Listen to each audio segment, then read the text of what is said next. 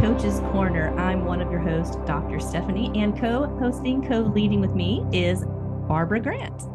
Hey, Stephanie, good to be back with you. And yes, I'm Barbara Grant. I'm a certified neurodiverse couples coach, and we are talking to different people who are involved in the therapeutic counseling, coaching, furthering the knowledge of neurodiversity and how to help people in different aspects. So today we're going to be talking about attachment. And I met Dr. Geoff and Cyd Holsclaw about a year ago. I was honored to be part of a small cohort that they put together and taught a class about attachment to God. And I will let them explain more who they are, but I learned so many wonderful things that I actually bring into my practice and utilize often to help the customers and clients that I'm working with learn to attach to each other and more to God. So Cyd, you want to give us a little bit of who you and Geoff are? Yeah. First of all, it's really thrilling to hear that you're incorporating things that you learned in the cohort into the work that you're doing, because that is the realization of why I do the cohort, at least. I know Geoff might have different reasons, but that's why I want to do it.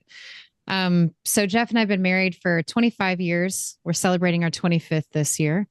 And I represent the more practical person one-on-one focus of the work that we do together. And Geoff does more of the academic and theological and research branch of what we do. And the reason we love working together is because we bring those things together. And so all of the practical work that I do is informed by the deep work that Geoff is doing, and all of the deep work that Geoff is doing is driven by the questions that come up in the practical work that I'm doing. So we have co-pastored together. We co-direct a Doctor of Ministry program at Western Theological Seminary. We have co-authored 2 books now. The second one is still in process. And then, all the ways that we have navigated bringing marriage into work and work into marriage. And you can imagine lots of interesting conversations around that.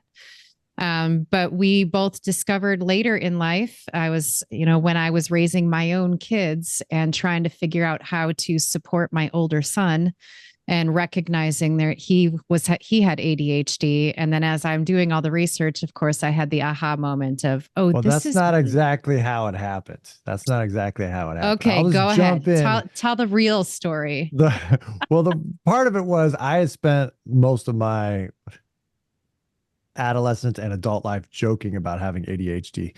And then one of my friends, he was also a pastor, we were at a conference. He lived across the country. We'd see each other every once in a while. And he mentioned he just had like an adult diagnosis of ADHD. And he kind of talked about like what he discovered. And he said something like, I never realized the high cost to my wife of me having ADHD. And I was like, what? Like it costs the people in my life, my relationships, there's more going on, here. And so it kind of went from like being a joke of just being disorganized and distractible to like, I should look into this. So I was starting to do research. And at one point I had a book and I just walked over to Cyd with the book and I was just like, read this page. And she was like, that's me. And then the two of us started a journey. And then that's where our kind of kids came in with it too. So it moved from being kind of like, we just, joke about it to, let's look into this. Yeah, that's very typical. Many people discover it in their children first, and then it just washes upward into, where did this come from? Oh, yeah, for sure. So we're just now finding out we have a neurodiverse Christian couple on our Coach's Corner today. Yes, and we manage it in different ways, and then our kids have, also lived into that in different ways. And so, yeah, for sure. Well, I've definitely been looking forward to y'all being on the show.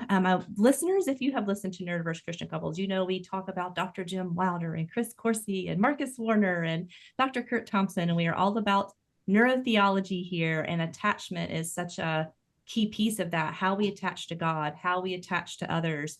Our traumas, our barriers to attachment are going to affect our attachment to God and attachment to others. And so this was, Barbara was like, you'll never believe who I met into this class I've done. So we are super excited to be here, and we love just to kind of start this off with you guys on like introducing some of the basics of attachment to God. I grew up in a very legalistic, fundamentalist background that it was all about like what you do, and then you're the holy you are based on the things you don't do, you know, like dancing or social drinking or whatever. But not really the concept of attachment to God, more of like fear of what will happen if you don't obey God. So that it certainly has been some unwinding for me in my years. So will you just kind of introduce us to this attachment to God and why this is so important for us to know? Yeah, well, I think my story is growing up with an idea of the sovereignty of God, where God was very distant, but I knew a lot about God, but I didn't have any understanding of God having any interest or interaction with me. And it was when I stumbled upon the work of Carl Lehman, who was working in conjunction with Jim Wilder, developing a manual approach. And he had written a book, Outsmarting Yourself, which was all about, implicit memory and past trauma sort of still being in your body. It was when I stumbled across all of that I started going, you know what? I don't think I have an accurate view of God at all based on, a lot of different things. But then when we got into attachment work was when I started to really understand, oh, I have all these like defaults in my nervous system that affect my perception of the world around me, which translates into my perception of God and definitely hinders my communication with God and thwarts my relationship with him.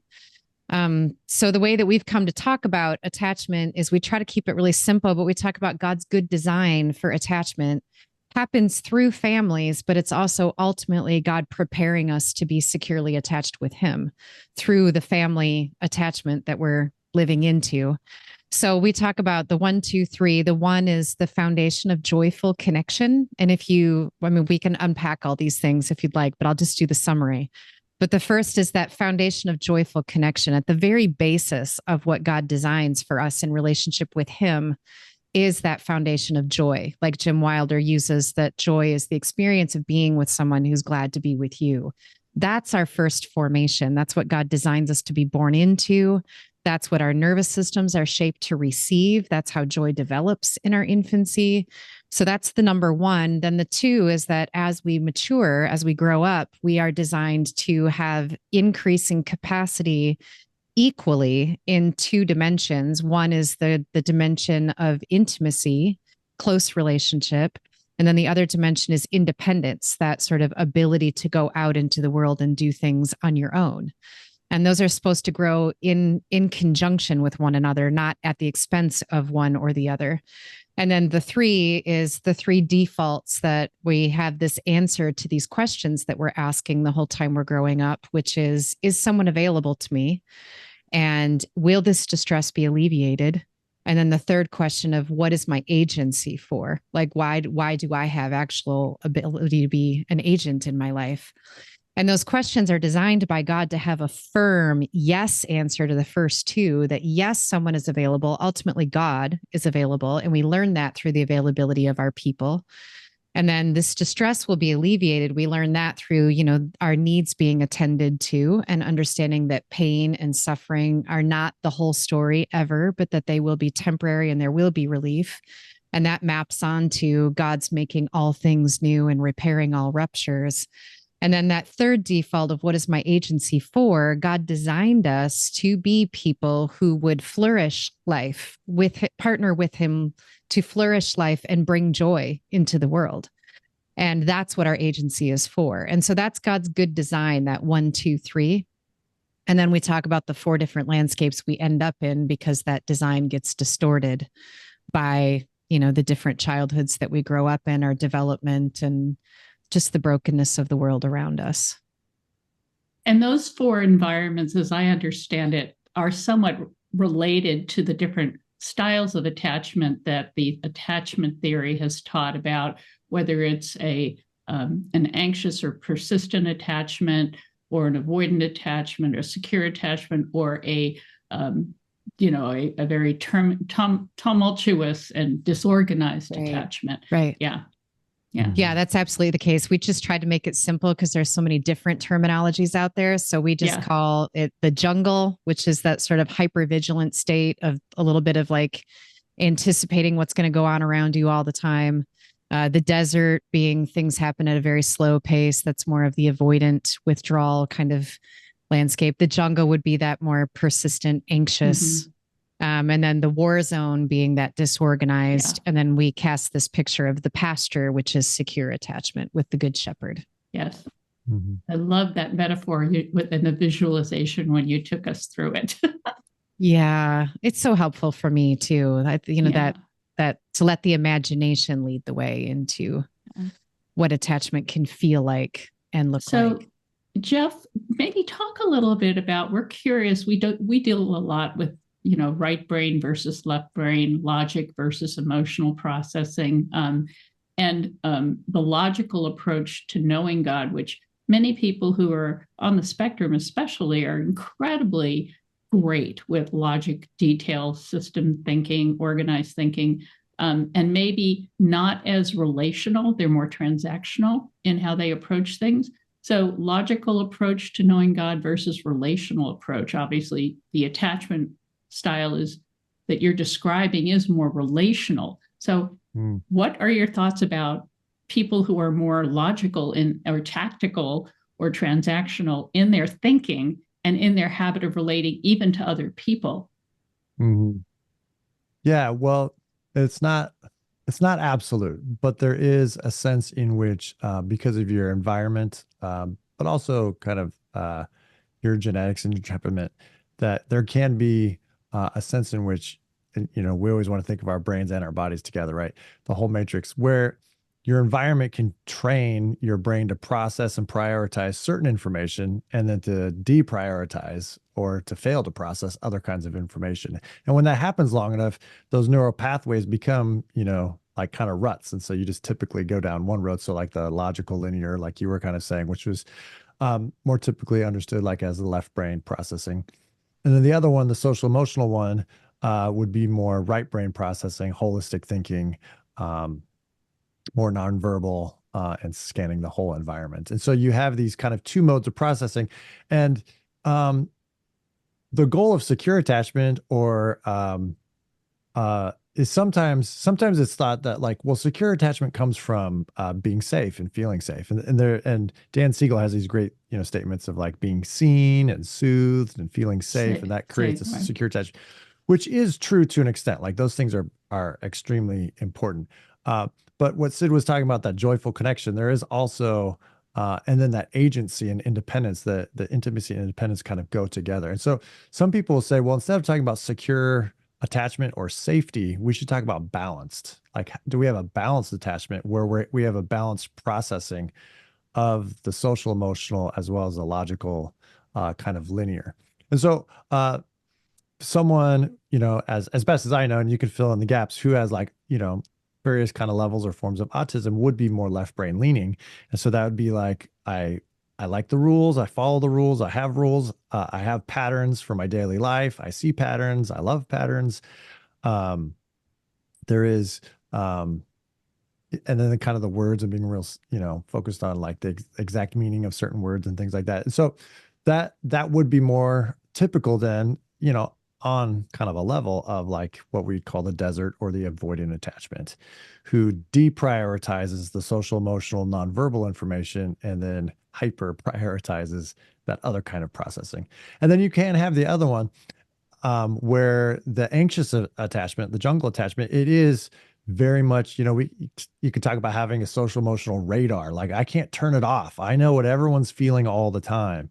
I see all the nonverbal cues. I know when someone's not doing well, and then it bothers me and I have to help and I have to jump in, right? These people have the kind of radar, and they're very holistic instead of being tightly focused or hyper focusing. They're seeing the whole thing. And that's more of the right brain. And the goal is that those two processing would be integrated so that we can see and receive all the information of a given situation, be able to also use our memory and kind of, project into the future. So there's other kind of integrations too, so that we can make the best choice in this moment. And I think when you're kind of lopsided in either one of those places, you kind of get trapped in unhealthy kind of patterns that don't that benefit the situation, that don't benefit you or others as well as it could be. I think the great conversation I hope we can have is then, well, how does that kind of ideal scenario of integration, how do we move toward that with neurodiverse kind of people and marriages? Because I know for Cyd and I was more of a desert person, she's more of a jungle person. It was difficult to meet each other early on in marriage. Say the least. And, and raising kids in different ways. What does joyful connection look like for a neurodiverse person? What does practicing or pursuing intimacy look like? It doesn't always fit the social emotional norms of a culture because maybe they're trying to solicit a response in ways that happened with me with my kids quite a bit. They're, soliciting responses that I don't perceive as joyful connection or bids for intimacy. You see it as something else, as maybe bad behavior or not following the rules. And then on the opposite end, you could probably have the same thing too, where people are trying to draw you into their rules as a secret kind of bit of connection, right? And you're just like, it's so many rules.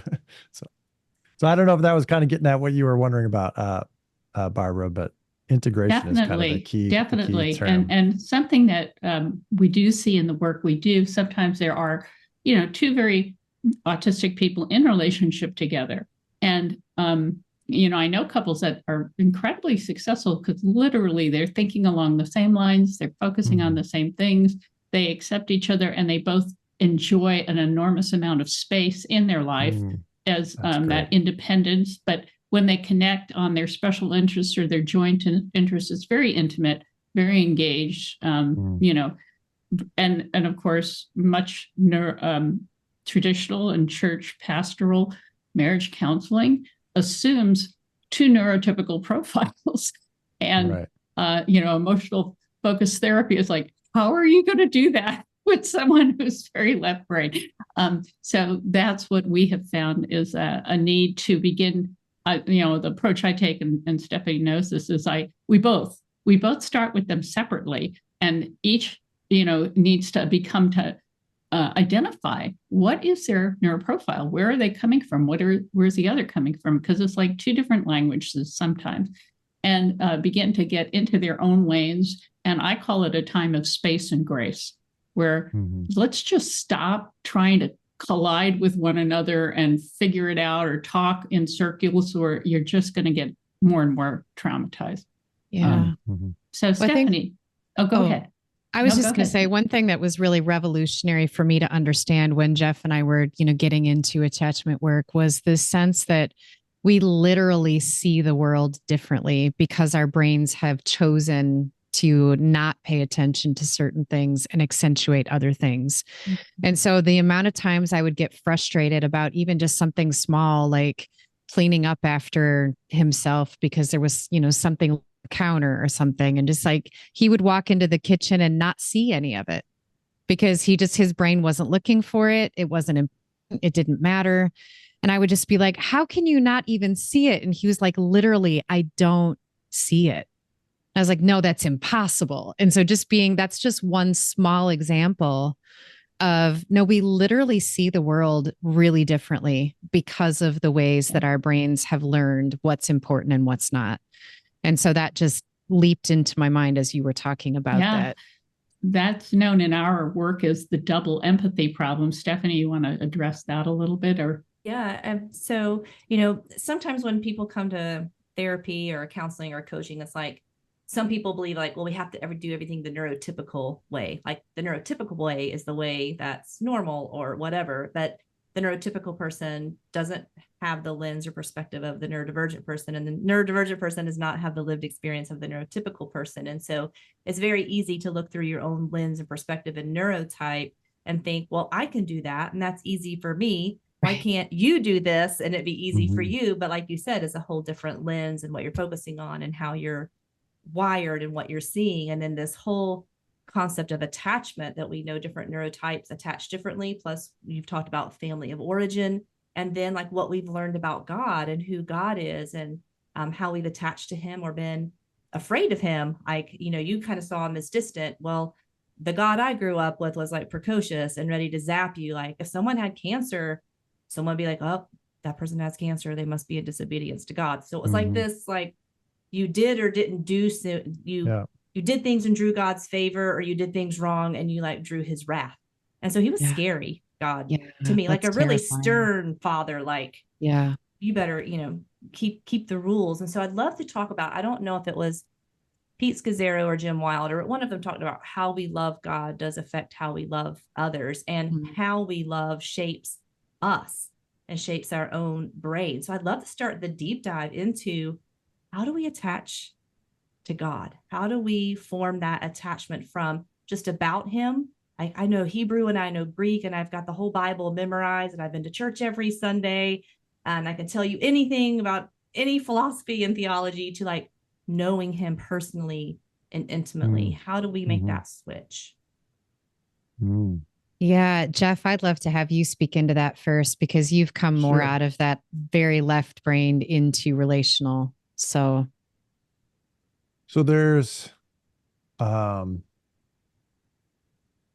trying to figure out, well, where do we start? Right? There's so many things. One is you have to yourself have to start growing toward that integration. So I was more of an avoidant person. And so to become truly attached to God, out of that, I had to, we talk about the good gifts of being in the jungle and the desert. The problem is when they're not integrated. So I, as more of a desert kind of avoidant person, needed to learn the skills, social and emotional skills of someone in the jungle, and value those and kind of make them my own as a movement toward integration. And so you do kind of have to do that personal work so that you can grow into a secure attachment with God. So that'd be the work from my end. But then you have to start kind of risking the relationship. And so we talk about like running new experiments. So kids and adults, we're all like anthropologists, or we're like scientists gathering data about how relationships work. And this is why, people talk about, then you create an internal working model that kind of projects and processes information and expectations and helps you make this. That was all gained by real interactions with real people. And then all that was formed. And so the only way to, in a sense, reform or to repair some of those ruptures is to risk new experiments with God, which is, and this is why, in Jesus's ministry, he didn't go around telling people, know that you're loved by God, know that you're loved by God. He did that a little bit, but he also he told them, like, your faith needs to grow. And how does faith grow? It goes by like actually trusting God. It's by like believing that God might be there to hear my prayer, believing that God does love me, or believing that I could trust other Christians. So there's all sorts of just kind of basic trust steps. And that gets at that internal working model that Cyd mentioned, which is God available to me? And so that's kind of like where it all starts, is God available to me? Or like in the fiery kind of, angry parent, which leads maybe to a desert, or is God just angry with me all the time? And then the jungle kind of God would be something like, well, God kind of comes and goes and I have no idea when, like, and God doesn't really pay attention to me that much. I'm not a priority. And so moving from those two views of God, of either God is, kind of hiding in the jungle and I find him every once in a while, but often not, or God is angry at me like a hot sun in a desert. Like, can I trust or believe, and then practice little ways that God loves me, or that God's available to me when I pray. I don't have my Bible right here, but I was just praying or reading through, I think it was Psalm 63. And it was just basically like David telling all the people, the readers, basically like, pour out your heart to God. God will listen. And, it's just like, so we have to kind of experiment kind of doing that. So I think that would be one step to start off with, is running new experiments. But I also, Geoff used to say often he had to left brain himself into his right brain, meaning he had to learn why relational connection was important and why it would be beneficial for him to do it. And he had to learn what was happening in his brain when he would do that, why integration, like that was all part of his process of becoming convinced that being more relational was worth the effort and the time. And I think if you had never gotten to that point where you were convinced it was important, you would have never gone there. But then once you were convinced, oh, this is important, it's part of how God wants to connect with me, I'm going to have to figure this out. Then that sent you on the journey of running the new experiments and saying, okay, I'm going to assume God is available, and I'm going to act as if he's available. And I'm going to see what happens when I act as if he's available. And then you started to get some new data, which then increased your motivation to continue that pathway into relational growth. And I was running real experiments with you too, right? I'm trying to relate to you differently. I'm getting real-time feedback that expressing my emotions and being vulnerable with you isn't always a disaster, and I don't have to protect myself from someone who loves me. And so this is partly where, loving God and loving others fits together, is that we can't repair our attachment wounds just with God. We also have to be doing it with other people. And it's like there's this feedback loop on multiple different levels of repairing some of those ruptures. Also, because many of the neurotypical people who are more relational or more that anxious attachment, and certainly that was me in my life, very insecure growing up, looking for love in all the wrong places, and running after doing this chaser distancer dance with the people I was involved with in the neurodiverse difference. So Cyd, from your point of view, is it true that sometimes people who are more anxiously attached also have to get stable in understanding who they are in the Lord, who they are in Christ, and that being their primary love of their soul, secure rock to stand on, their fortress? From that, they're not so needy, they're not so critical. Was that your experience? And that's definitely part of my the songs that you're just starting to listen to. Remember we had a conversation about the songs we were listening to, the worship songs? You don't remember? You're going to have to remind me. All right. I've been I listen to a lot of worship songs. That's as a desert person who doesn't believe that God loves me. I'm listening to a lot of worship songs all about God's love. And I was like, you should listen to my playlist. And Cyd was literally like, oh, I don't need that. I remember you were listening to these other songs, Cyd? Or do you still not remember? I'm trying to pass it off to you there. It's you were like sovereignty and majesty and holiness songs. Oh, yeah. Are the ones. Because I need to come back to that. Yeah, that's right. I remember that now. Yes. Well, and it's the same thing with you need to read this book. And he's like, I don't need that book at all. And she always wanted me to read the Boundaries book by Cloud and Thompson. He's like, yeah, that's one of the staples I send to people. I send to people that a lot. Yeah. But Geoff, you didn't need that. You have boundaries all figured out. That's awesome. I have too many boundaries. My boundaries are very strong. They're immovable. They're well articulated. I will let you know my boundaries very clearly. And she'd always be like, this book has helped me so much. And it did, because as a jungle person, as a social emotional person, she herself was very porous with all the other selves in her life. And she needed to learn the boundaries, which has been really good work for us.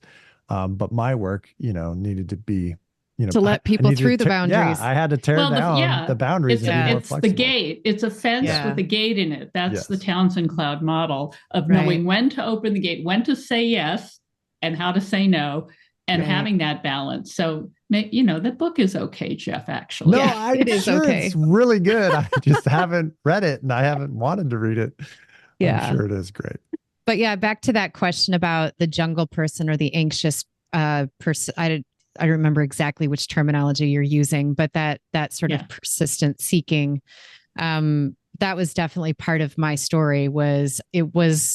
I was going to Geoff often with I need him to co-regulate. I need him to help me calm down.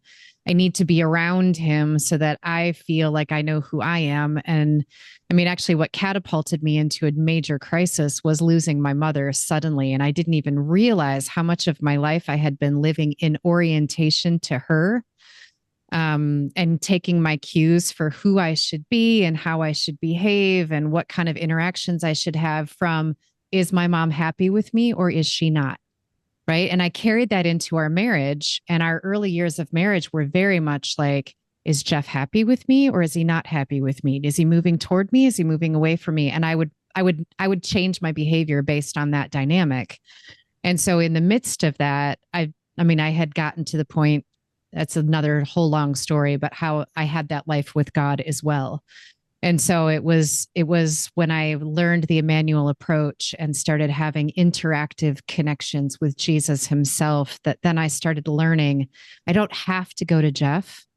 I can actually go to Jesus, and doing a manual journaling was a really nice way for me to receive attunement from God, knowing I am seen, I am heard, I am understood. And then when I go to Geoff and he doesn't fully understand me, it hurts less because I know that God does fully understand me. And so it was really me finding that relationship with God that allowed me to come into my relationship with Geoff in a more, I don't know, how do you want to, self-differentiated kind of way, right? Like I could remain myself no matter how he was feeling about me. Right. I mean, I still have my moments, of course, where I default back into that. What did I do? I don't know what I did. Oh, no, it doesn't have to be about me, right? He can just be having a bad day.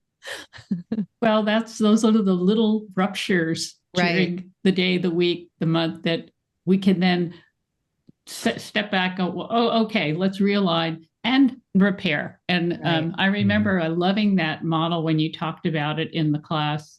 And the likeness to muscle workouts where you have to kind of tear it all apart before you could build it up, and that repeated rupture repair process that, whether it's towards God that we are being too independent, and then we are coming to the end of ourselves and going, oh, maybe I should have prayed about that or gotten some wise counsel, and coming home again. Well, I think that's another one of those key. It sometimes gets lost in the quick summary of attachment, but the process of rupture and repairing a relationship is really the key to a secure attachment. A lot, like I said before, we talk about, being seen and soothed and safe, and those are all really good things, but it's when that doesn't happen and then the repair happens, and then in your brain and your body, you start registering like, oh, when there's a rupture, it's not a fundamental crisis to my being in the world and my relationships that I have, because now I also have this experience of it being repaired neurologically, physiologically, relationally. And that's what's really important. And that's what I really like about like the attachment research is it kind of gets below it can help people get below the behaviors, right? We can really get hung up on the behaviors, like, why did they do that? Why did they do that? They're not doing it the right way or the socially acceptable way. And then, of course, those socially acceptable ways are usually the neurotypical ways, right? And so the attachment and the rupture and repair process, and like bids for intimacy, but also independence and joyful connection, like those are the kind of like the deep, I don't want to quite say needs, maybe, I don't know that's like the deep kind of operating system that we're all working on, I think, regardless of being typical or diverse, but it's then the behavior that we see that then we start categorizing. And so can we get below that behavior and then be like, well, I might not have done, this is what helped with our marriage. Like, well, I wouldn't have done it that way as a bid for connection, but I could see how Cyd was trying to connect with me, or the reverse. Cyd saying like, well, I wouldn't have done it that way, but I believe that he was trying to connect with me. Right. And can we do that with our children and our friends and people in our churches whom, at first we're just like, well, that was odd, or even more like that was wrong that they did that, right? And we start putting, and sometimes things are wrong, right? But a lot of times they're just not the normal way to have done something. And so can we get below that behavior? I think it's important.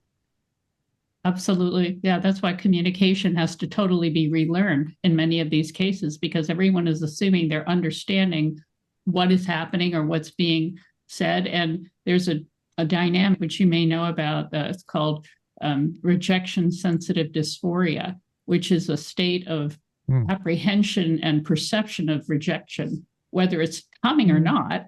And that's very prevalent in many neurodiverse people, ADHD and both autistic, where and there's a whole thread down into a shame-based mentality, a hiding, a posturing, a masking, a pretense to fit in, a survival strategy.